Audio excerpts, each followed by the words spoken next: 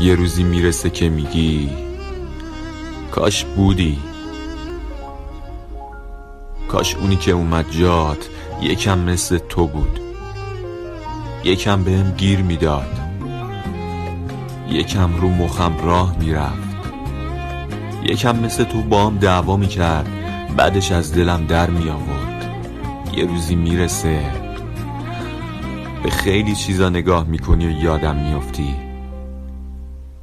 یاد اذیت کردنام میافتی و میگی کاش الان پیشم بودی و اذیتم میکردی.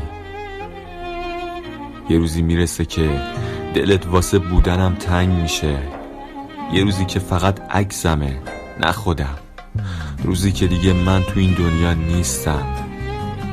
یه روزی پشیمون میشی از کارات ولی دیگه دیره.